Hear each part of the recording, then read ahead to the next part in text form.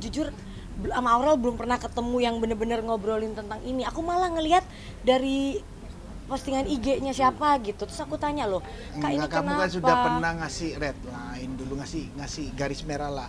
Kak, kalau menghadapi hidup kayak begini udah pasrahkan sama Allah, berdoa aja. Yang bisa menyelesaikan masalah manusia ya Allah. Dengan kita berikhtiar gak ada lagi.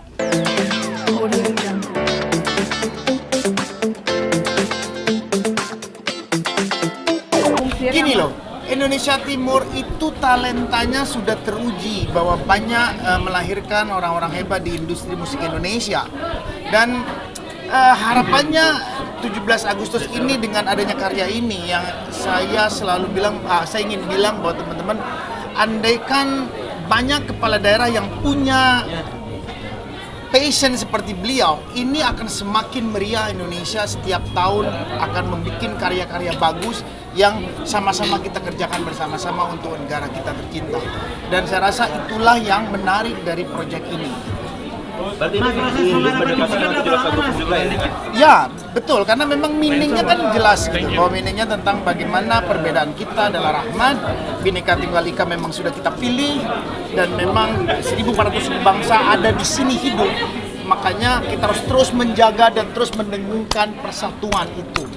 Mas, proses penggarapan musiknya berapa lama dan sampai Kalau ngomong proses sebulan, musik sama video klip sebulan lebih. mungkin tujuannya alasan apa itu masukkan 5 aransemen musik jadi satuan gitu? Bagaimana menyerap bunyi-bunyian dari Maluku Utara bisa masuk ke dalam musik ini. Inspirasinya apa sih Mas Anang? Inspirasinya keindahan Maluku Utara. Itu inspirasinya. Bahwa Maluku Utara itu memang mutiara terpendam. Tinggal menunggu waktunya, makanya ini bagian dari usaha beliau. Beliau sudah berhasil bagaimana Morotai seperti beliau sudah bisa membangun Morotai dengan baik. Mudah-mudahan ini terus berlanjut, bahwa usaha beliau ternyata selesai Morotai, dia terus bergerak bagaimana menyuarakan Maluku Utara, dan itu saya respect terhadap Mas Benny. Mas, sukses dengan lagunya, mungkin Bunda juga sukses dengan S3-nya. S3-nya, ya doain dong. S3-nya didoain. Bun, dia mau ngomong.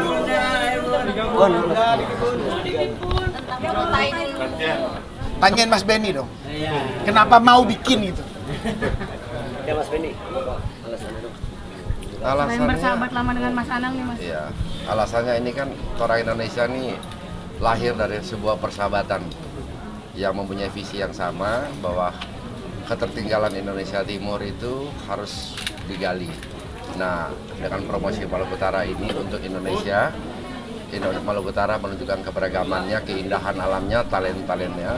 Kami berharap bahwa Maluku Utara ke depan tidak tertinggal lagi, tapi bagaimana bisa sejajar dan sama dengan provinsi-provinsi lain yang ada di Indonesia bagian Barat. Kita Indonesia Timur, teman-teman tahu semua, masih banyak hal yang perlu dikembangkan, dan melalui seni musik ini, melalui karya-karya kita, melalui karya-karya, nah berharap bahwa Maluku Utara bisa menjadi perhatian bagi kita semua untuk ke depan bisa lebih baik lagi, dan melalui karya anak-anak negeri ini Maluku Utara bisa dikenal, dan kalian semua bisa berlibur di Maluku Utara. Yes. Jadi Indonesia itu masih ada Maluku Indah Utara. banget, beneran. Kalian aja belum pernah ada yang ke sana. Indah banget. Sangat indah. Seindah Asanti. Yeah.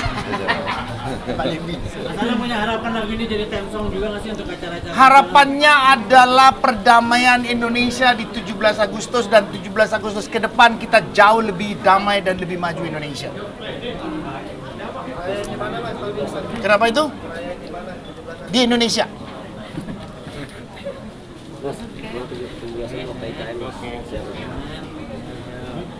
Kayaknya mau di IKN, mau di Jember, mau di Jakarta, mau di Morotai, mau di NTT, mau dimanapun, kita harus sama semangatnya bahwa ini untuk Indonesia. Jadi merasa tidak harus di IKN itu jauh lebih atas, nggak ada. Bahwa kita merayakan Indonesia dimanapun, kita membawa merah putih itu jauh lebih penting. Tapi kalau Mas Anas keluarga, Saya akan di Indonesia dan akan di Jakarta. oh di Jakarta. Mas Anang mungkin kalau di Indonesia Timur sendiri kan artis-artis yang udah pada sukses kayak almarhum Glenn Fredly, terus sekarang ada Enya sendiri. Terus kenapa sekarang mengambil yang talenta-talenta baru Mas? Karena memang banyak yang lahir dari sana, sebenarnya banyak yang terpendam. Persis seperti Mas Benny ngomong, bahwa banyak mutiara yang terpendam di Maluku Utara. Jadi mudah-mudahan ke depan banyak lagi hadir seniman-seniman besar dari Maluku Utara. Dan memang itu harapannya supaya benar-benar Indonesia punya source budaya yang paling besar di dunia. Ada lagi, teman-teman? Mas, belum ada undangan nih Mas buat nyanyi di IKN Mas.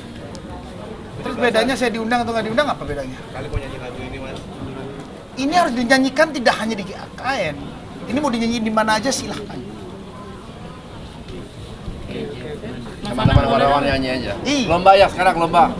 Siapa yang bagus wartawannya? Ya itu Mas Ya. Benny bikin lomba, bikin video yang baik tentang orang Indonesia. Ntar Mas Benny. Yang bagus dapat tiket pulang pergi. Dikasih itu Ayo. ke Maluku Utara. Sumpah keren. Apa itu? Azriel S2. Bagus. Bagus. Dia udah daftar di Erlangga dan diterima. Dia selalu Udah cari kos. dorong dong, jangan dorong Apa itu? studi lagi, selalu menambahkan pendidikan. Iya. Dia memang seneng belajar dia. Udah cari kos-kosan di sana mungkin atau seperti apa? Iya, kan dia mau hidup sendiri di sana, ya udah. Ya cariin dulu lah, kasihan. Mungkin pengen menyusul Bunda Shanti juga untuk pendidikan yang lebih tinggi lagi, Mas Anang gimana sih? Jial kalau ada S6, S7 dia mau kejar ya. Tapi punya Dia udah dapat Mas, tempat tinggal di sana dia udah dapat, udah nemu gitu. Kayaknya Azriel udah lihat tiga tempat dari kemarin, kita 3 tempat, tinggal dia nentuin nanti. Minggu depan mudah-mudahan itu. Tapi punya istri cantik, pinter, bagai seperti apa sih? Beruntunglah Anang. Mendapatkan nilai yang sempurna juga Mas Anang bagaimana? Sempurna milik Allah. Tapi nilainya tinggi. Nilainya berapa sih Mas? Apa? Nilainya berapa Bunda? Nilai apa? Kemarin 87 ya? 8,7. Belajarnya seperti apa sih mungkin? Ya, perjuangannya mungkin. Perjuangannya gitu Mas Anang kan pasti Penyanyi juga. Belajarnya? pastinya. Lihat suaminya dong. Apa? Ya support banget. Kemarin kan lu ikut belajar sama dia. Aku ikut belajar. Ya? Berikan support sama Azri juga gimana nih kan anak. Iya, mudah-mudahan dia bisa lulus nanti di dia kan di politik. Banyak ya. Oke guys, pertanyaannya apa? Coba pertanyaannya apa? Ya, kok lulus? Ini banyak beritanya salah. Lulus ujian kualifikasi.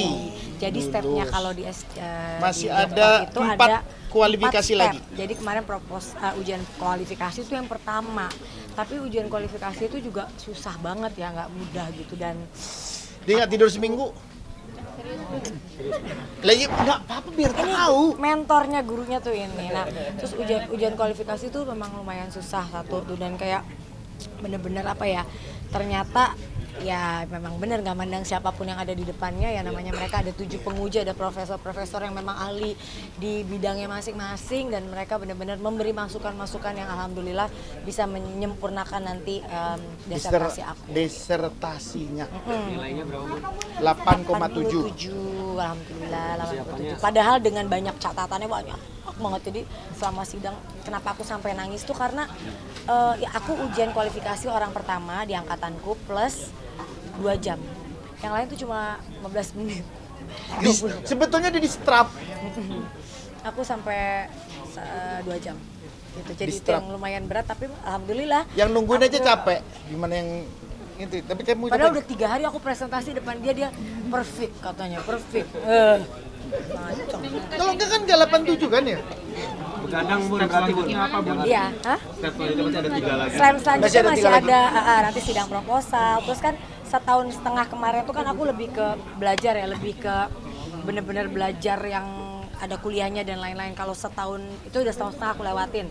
1,5 tahun ke depan ini bener-bener desertasinya. Kebetulan aku pilihnya penelitiannya kualitatif, jadi banyak akan banyak bertemu orang, ya wawancara gitu-gitu. Jadi kayaknya di kelas aku sendiri atau berdua ya, yang lainnya pakai penelitian kuantitatif. Disertasi soal apa sih?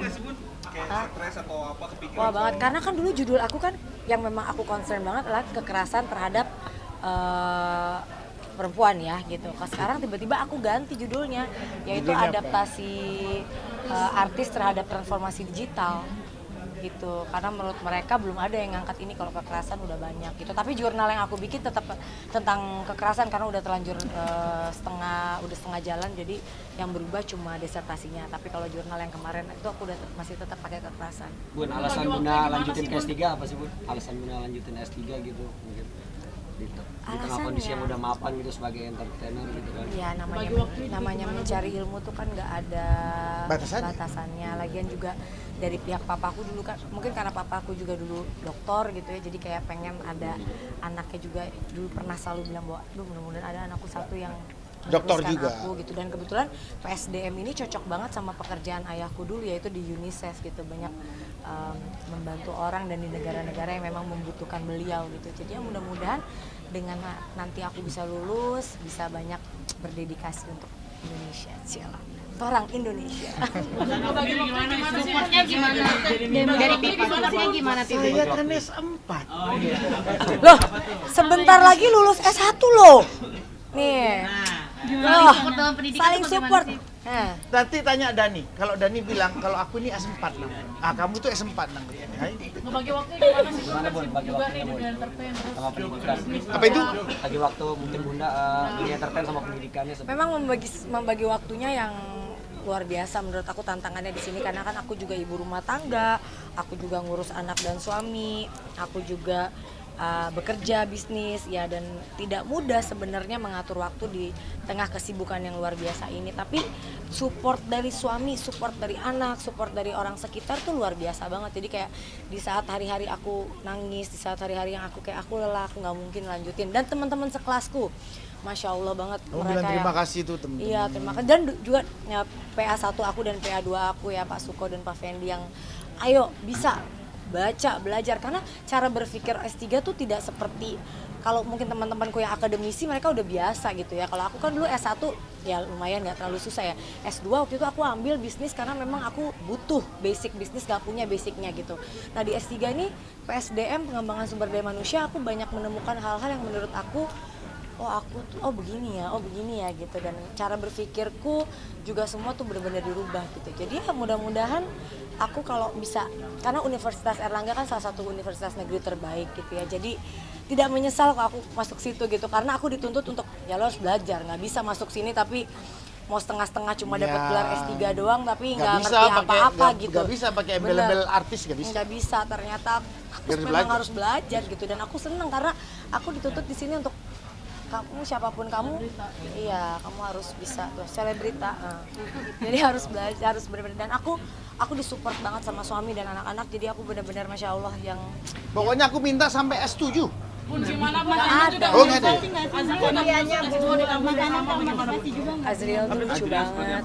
Udah bawa udah Azriel. koper, udah nyetir mobil. Dari Selebrita nih bikin Jakarta ke Surabaya. udah nyetir mobil dari Jakarta ke Surabaya, udah semua. Ternyata masuknya bukan Agustus 12, September. 12 September. Jadi rubah semuanya, ganti lagi. Aduh tuh anak bener-bener. Terus kita tadinya nyari apartemen, nyari kos-kosan. Akhirnya maunya di rumah Abah, di rumah saudara kita yang di Tabarum Sabil. Ya udahlah, lebih aman nitipin anak di sana kan.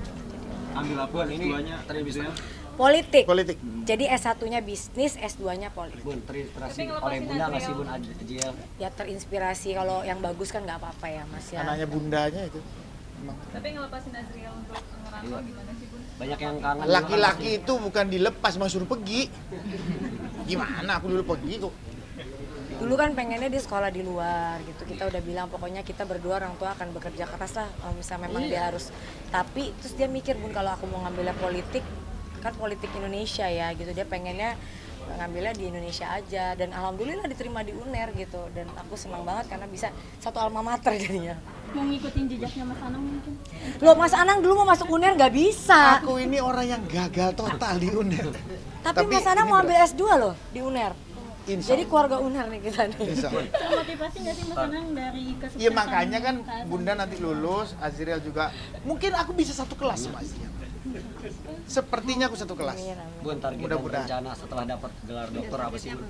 Aku tuh nggak ada ngoyo-ngoyo kayak habis dapat gelar dokter mau ngapain, belum kepikir ya kali ya. Belajar dulu aja, orang susah banget begini. Yang penting aku bisa mendapatkan bener-bener ilmunya di sana, aku bisa belajar yang bener. Dan ke depan nih tahun depan setahun aku bener-bener gak akan banyak pergi-pergi, hanya fokus kayak kerja, rumah sama rumah Sekolah, pertama, rumah sama kerja sama sekolah. Jadi bener-bener aku blok dulu kayak kehidupan yang lain karena kalau aku nggak Gak bener-bener apa-apa, fokus. bunda aku ngurus rumah juga bisa kok. Nyuci, masak bisa kan. Kamu apa-apa aja nanya aku celana dalam di mana aja. Ya nggak perlu dijelasin celana dalam gitu. Ya Allah ini nggak lah, ya Allah ini. Bun, kesulitannya apa sih, Bun? Ada nggak, Bun? Ya Allah. Terus apa guys? Kesulitannya apa, Bun? Selama ini dalam Astagfirullahaladzim. Hah? Ya kesulitannya apa?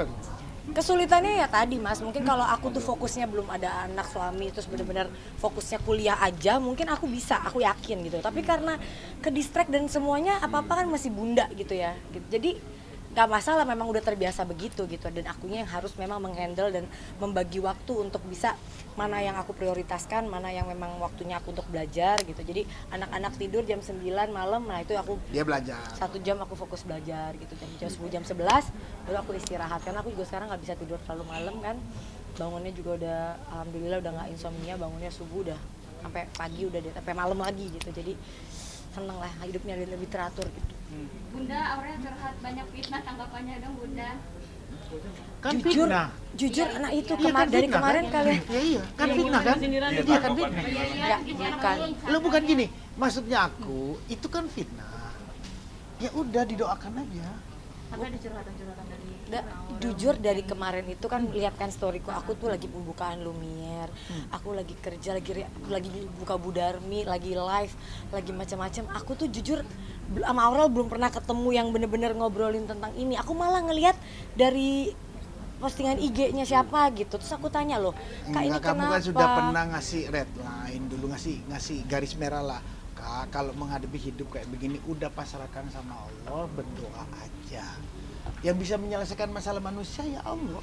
Dengan kita berikhtiar gak ada lain. Ya, kalau kita kan mungkin kita kan hidup sekarang memang di era sosial media yang bukan terbuka lagi, udah seluas-luasnya terbuka. Jadi apapun bisa dijadikan bahan untuk ya yang suka-suka, yang enggak gitu. Jadi mungkin kenapa kakak sekarang jadi lebih sensitif pastinya karena punya anak gitu. Kalau di saat kita udah punya anak tuh pasti kita kalau menghadapi hal-hal yang kayak gini, apalagi khususnya mungkin kenanya ke anak, pasti rasanya tuh jadi lebih berbeda dibanding kalau ke diri kita gitu. Jadi ya aku rasa aku belum benar-benar ngobrol sama dia tentang hal ini gitu. Jadi aku karena kemarin benar-benar 2 minggu fokus ke ujian disertasi aku sama ke Lumiere. Jadi ya apapun itu mudah-mudahan apapun cobaan Akan yang mereka lewat, lalui ya, pasti. mudah-mudahan ini ujian, pasti kalau sudah ujian pasti bisa naik kelas. Mungkin nasihat yang Mas Anang berikan buat Aurel gimana? Emang apa sih Apa? sebenarnya? Mas Anang berikan sindiran sama Puji juga gimana sih Bu? Yang jangan jadeknya itu sindir bunda. Nah, antar aku baca dulu ya. Aku nggak tahu. Sindiran sama Puji sama Kalau aku yakin nggak mungkin mereka maksudnya mau nyindir siapa menurut aku harusnya sih nggak gitu ya. Mungkin ada salah paham atau gimana, aku nggak ngerti juga, belum ngobrol juga, belum Itu udah nanya. dijelasin fitnah tadi. Tapi kalau menurut aku Aurel sama Abang harusnya nggak punya sikap atau sifat yang seperti itu sih menurut aku ya. Saya bukan karena aku orang tuanya, tapi nanti coba aku tanya lagi apa permasalahannya, karena jujur bener-bener lagi nggak.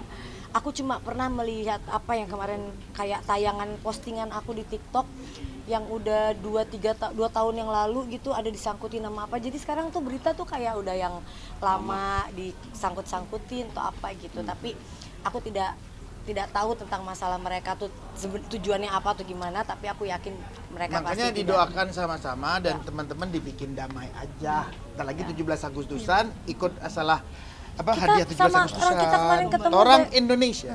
Kita kemarin ketemu pelukan, say hi, Aku ketemu cium, nggak ada begini, masalah Pak. sama sekali loh. Baik. Baik-baik aja. Cuma kalau yang buat tuh pasti bukan fansnya, pasti hatersnya aku sama Mas Anang. Yang nggak suka sama Mas Anang sama aku pasti pengen buat sesuatu. Kalau yang fansnya Fuji yang bener kayaknya tahu kalau kita maksudnya nggak ada masalah kok. Jadi aku yakin kayaknya nggak mungkin lah mengadakan sesuatu yang tidak ada gitu. Bun, kemarin Aurel juga sempat Aurel pasti nyala DJ, banyak yang nyinyir juga tuh Bun. Mas, kan aku bilang kita hidup di negara yang sosial medianya sudah seluas ini. Makanya tuh disertasi aku adaptasi artis menghadapi transformasi digital. Ya jadi kita memang udah teruji. Kita sekeluarga udah teruji dan siap mental. Kurang mental apa lagi? Udah Kan teruji bagian hidup kita kok, udah kita luar. itu ada dua dunia, dunia nyata sama dunia. Hari ini kita disukain, besok bisa di iniin, itu udah biasa lah. Jadi ya menurut aku ya itulah hidup di era sekarang. Berarti di Oke? sini lebih tinggi sendiri ya, Bun? Enggak lah. Oke. Soal almarhum Vanessa ya, Bun. Apa itu? Atas mengkomentari Apa lagi gitu. Nah ini aku lebih nggak tahu lagi. Ini nggak tahu Kamu aku. menanyakan sesuatu yang aku tahu, Aku nanti nggak aku tahu. salah jawab, bingung lagi malah. Jangan.